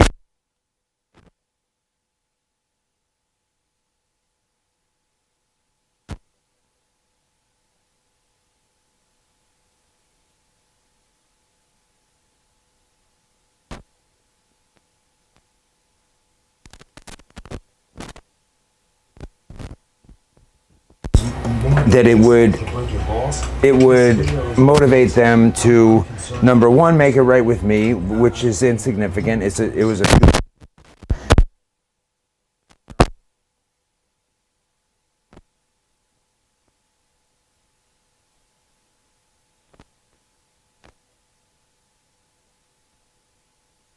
however many I mean, I guess that's a kind of a big ask.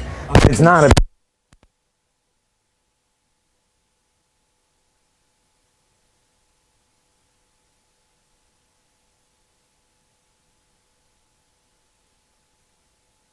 trailing arms. Let me for 1 second. person's vehicle. $180 for the first set of trailing arms, right? And the second set was $340, $350, right? Matter of fact, I'll look them up and show you right now. And then I'm going to show you the emails that I got from them. So this is my email right here. Let's go back from there. Okay, I'll leave that for a minute and let's go to a new tab, and I'm going to look up suspension components. I'll show you exactly which ones I'm talking about.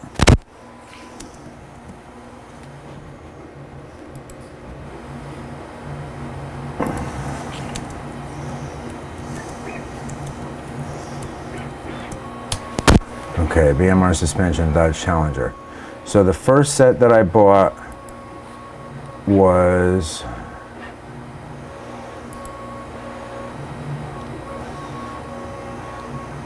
these, 180 bucks. Okay, so you see them? Those right there, with the holes in them. So because of those holes, that piece of metal split, and then that top gusset just gave in, because that bottom part of the gusset, the T part, has all those holes in it, and it weakened it so much that it just split in half going downward. Matter of fact, here's my YouTube channel, and I'm going to search across my channel for BMR. No, it's not coming up under that. Let's see. Trailing arms. Where the heck is the video for this? G-force axle, CB boot,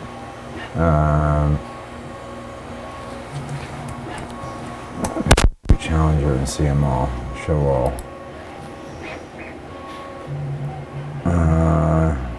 Clutch replacement.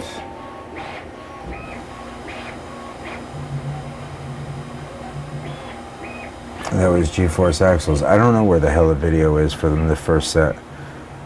I did do a video from the first. I know I did. Anyways, this video you're going to see shortly coming up. I'm just prefacing it with this so you can see exactly what I bought and what happened to them. And then the second set that I bought, jump up, several $100s, and these are the ones that I bought now, $330.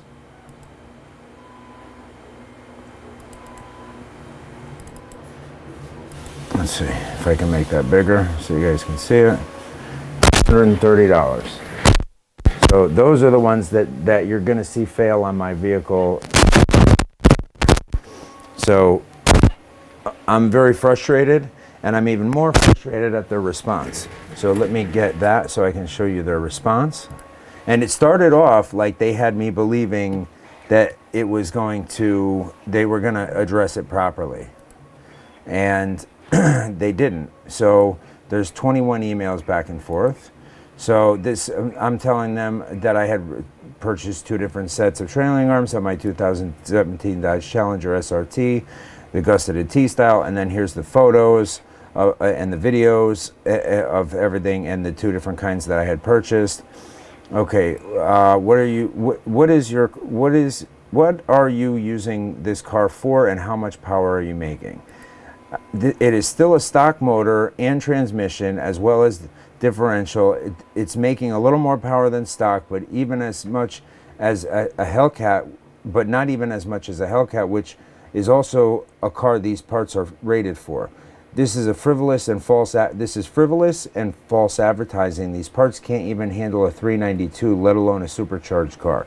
I have replaced every other suspension and handling component on all 4 wheels, and yours are the only parts that have catastrophically failed multiple times with multiple sets. Are you going to tell me that it's my car when my stock trans and have no problems? And as you asked, I have never had the car on a track. I drive it 3 to 5 months a year on the street. And if you saw the videos, you know all of this.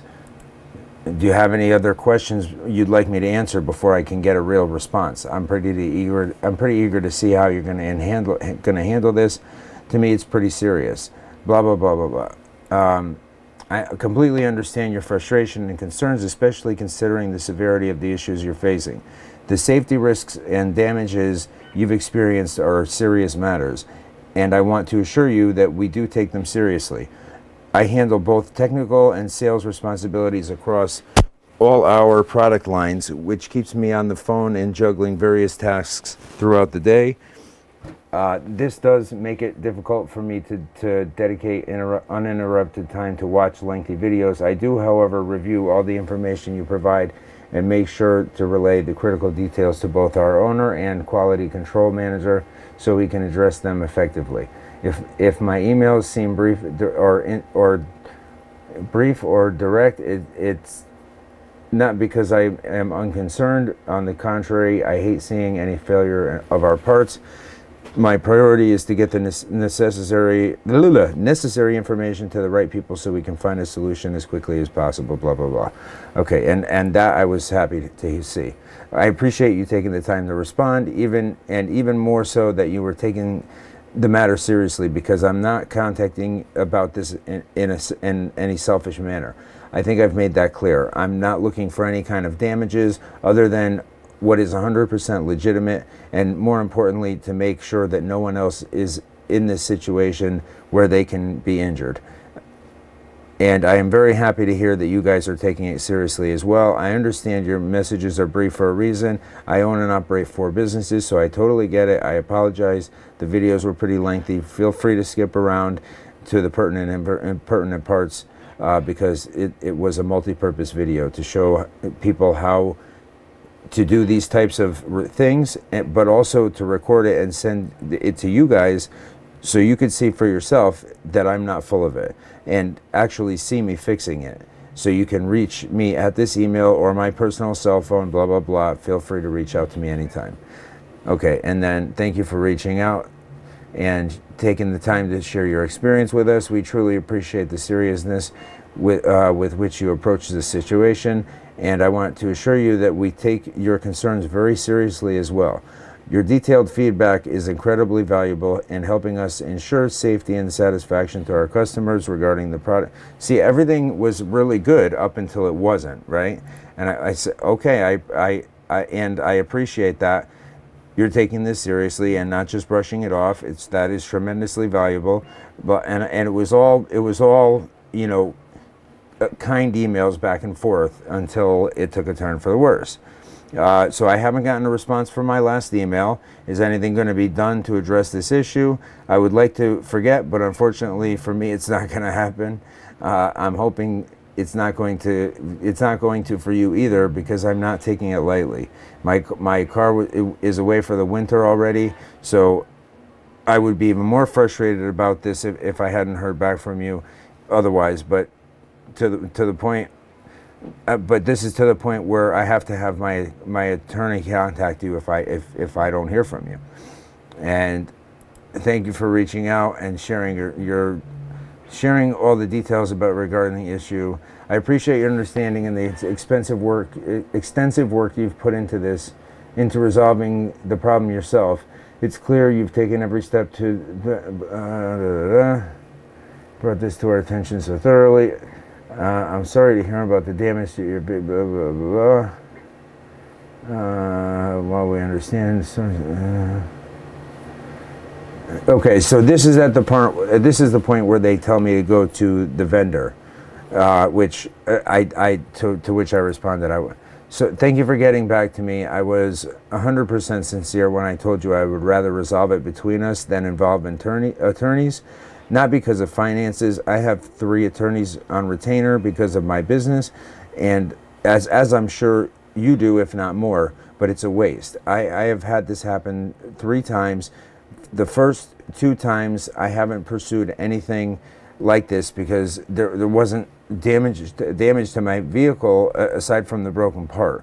Furthermore, as far as the warranty statement, There is no racing done with this car. It has never been on a track. I'm building the car to be a drag car, and once the stroke motor and supercharger are in it, it will be. But at this point, it has never seen a track.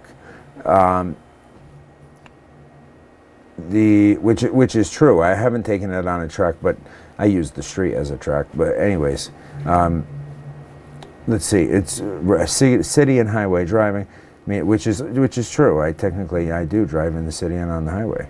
My OEM parts never did have a problem. I still have my original trailing arms without any damage. And okay, and then all I'm asking them for is to reimburse me for the parts, but to address the problem with all of their parts, because I know how. And I go on to say that in here, the carbon. I know from experience that joint was welded too hot. The circular piece of steel around the bushing is also too thin, but that may not matter if they were not welded so hot. The heat from that TIG weld has compromised the steel. The weld did not break. It was the connection right after the weld.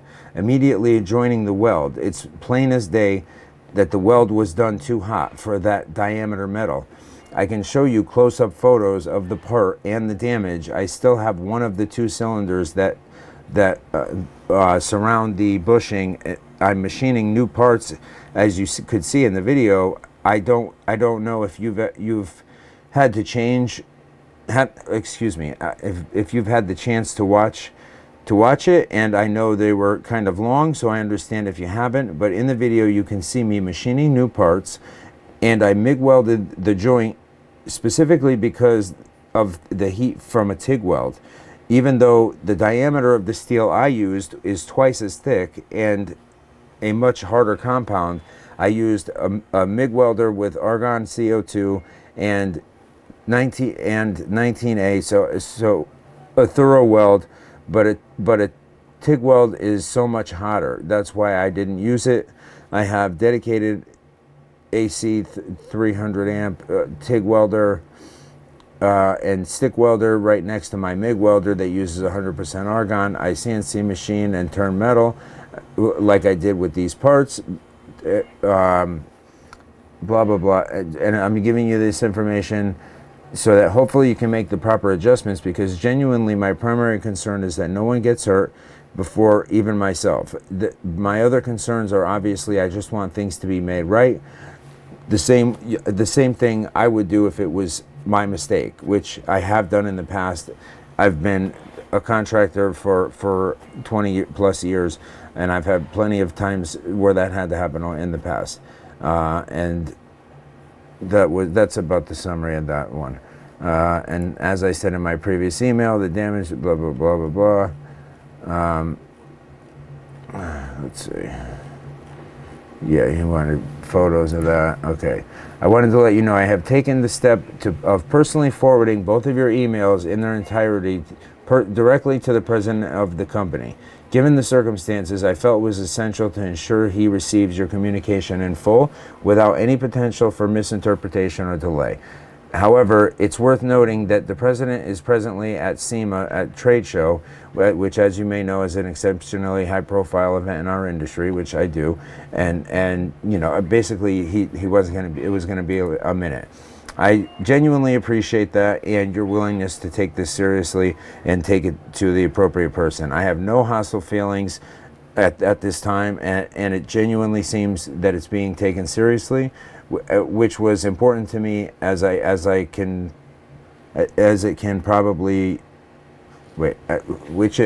which was important to me as it can and probably is a safety issue, which it is a safety issue, and it says a lot about your company how it's being handled. Anyone can make a mistake. What defines them is their reaction. I'm pleasantly surprised with yours, not because of predetermination, but because of the conditioning of the current environment. It's not a problem. I can be patient with that. It's totally understandable in your industry. I appreciate the continued communication. So like I said, it was very cordial and respectful to each other throughout this process. I think you zoomed in a little too far. So yeah, it was, I don't know if you're able to read it that far out or how far in I should go, but I don't usually go through emails, but I want you guys to see for yourself that I had all these communications. I haven't heard anything back from you guys. It's been a while, and this was, that email that they had sent was on November 5th, and then this email that I sent them was on November 21st. So it was 2.5 weeks. And then their next reply was, as a limited liability company, we are unable to reimburse you for the damages to your vehicle. However, the owner would like to extend a gesture of goodwill by offering you a coupon code for a discount on a future purchase. A discount on a future purchase? I just showed you that I had to remanufacture my last purchase, and the purchase before that had a catastrophic failure and wasn't even worth fixing. And you think that I want to buy more stuff from you? So to that I replied, wow, is that really the position you're going to take? So after all of these instances of failed components, do you really think that I would like to make a future purchase at this time, especially with the taste this is going to leave in my mouth? So essentially you're telling me to go ahead and proceed with my attorney. Correct me if I'm wrong. And I'm sorry, but that is all that I can do. If you change your mind, let me know. And I said, I have to say, I'm really surprised. I thought you guys were taking this seriously, and frankly, if that was the case, it doesn't take a rocket scientist to figure out that the first court date alone is going to cost more than the car repair and the suspension components. I was being incredibly fair. Maybe the president of your company does not think I'm serious, but when the summons gets served, which it's already been served, he'll realize I was. I'll be in touch with my attorney on Monday. If I hear from you guys before then, I'm willing to reconsider. After Monday, don't even bother. Once I get my attorney involved, it's all on him. It's all him. Won't be any need to contact me. And at this point, once he starts, there's no point trying to settle. Because it's more than the money for me. I've made that clear. It was primarily your response, which initially was good, and I had high hopes, but unfortunately didn't go that way. So I'll see you soon. And that was the last communication. So I'm sorry for the lengthiness of that, but I wanted to not leave anything out because I want you guys, I mentioned that I was making this video for BMR as well as for you guys, and to document the whole thing throughout the video. Short video and let you see that I'm putting the clips together.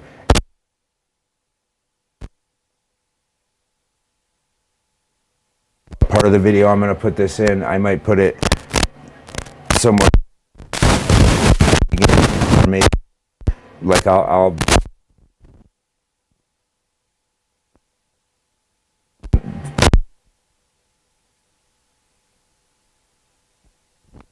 but repair here, then the repair, and this was so with this second set of trailing arms, the first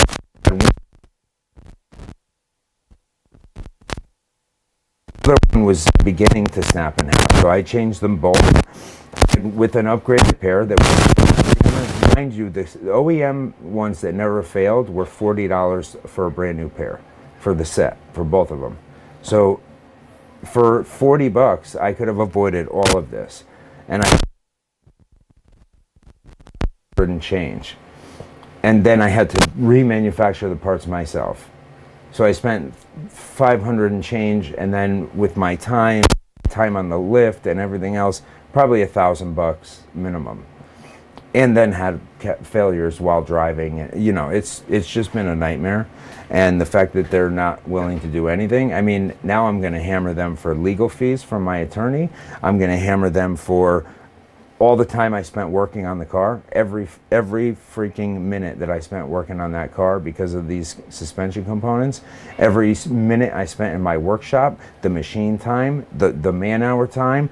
I'm hitting them for every goddamn bit of it. The loss of income by not being able to run my businesses, and because I'm making parts that you already sold me, I'm hitting them for everything I can, because I know that there's hundreds of people out there with these parts that they're not doing anything about, and it's really pissing me off.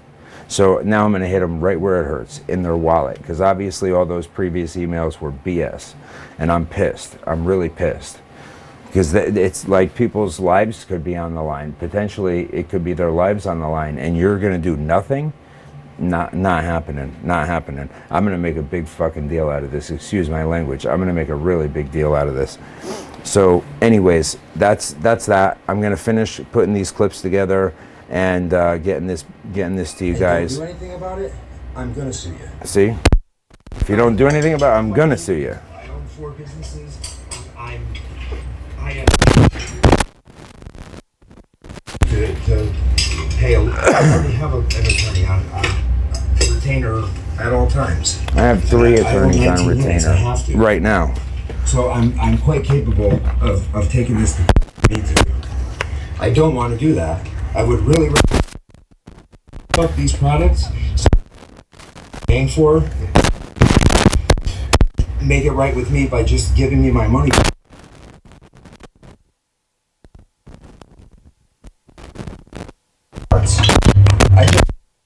And I want you guys to actually make a change so this doesn't happen anymore.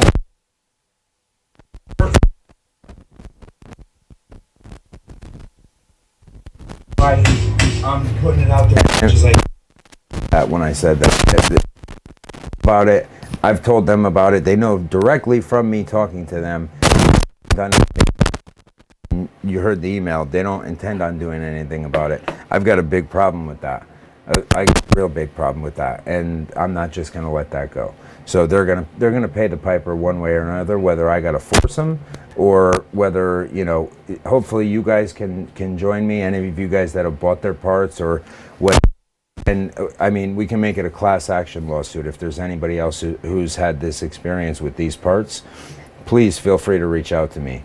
You guys know how to get a hold of me. If you know what, matter of fact, because when I put my information in the email, in the responses on YouTube, it doesn't let you guys see it, and then I have to put it in some funky way to see if I can get it to you guys. But the easiest way is that in a lot of my videos, I'm wearing my company shirt, and it's got my company contact information on it. So I have one underneath my flannel here. So I'm gonna take this off.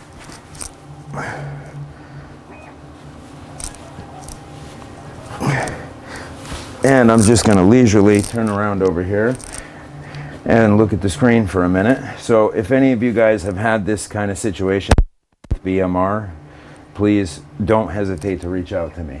Okay, you've got my company name, my phone, that's not my personal cell phone, but it is another cell phone. See that, like, this is my personal cell phone right here, and this is my work phone right here. And then I have another one on my desk that goes to the same number. It's all intertwined. So you can reach me on that number anytime. So please don't hesitate to reach out to me if this has happened to you and you want to take some action and make sure it doesn't happen to anybody else like I am. Because the more, the merrier. The more people that it's happened to that are coming forward, the more weight the case has. So, and it's honestly, this cost me more than $350 as soon as I called my lawyer, and that's what I was asking for the parts. So the minute I made that phone call, it cost me more than that. So it's not about the money for me. And I know in the end it won't, because it's with the doctor.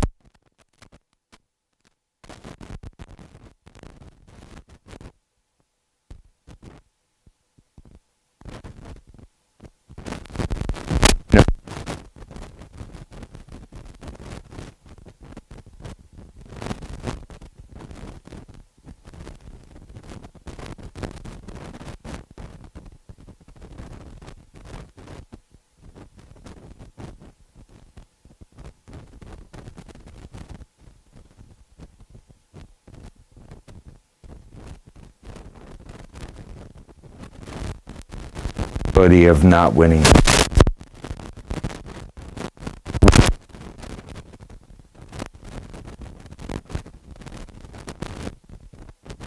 make shit up, but everything I can legitimately add, I was trying to be in the emails. You know, my even though I already fixed it myself, I want that made right with me, and I want you guys to take it.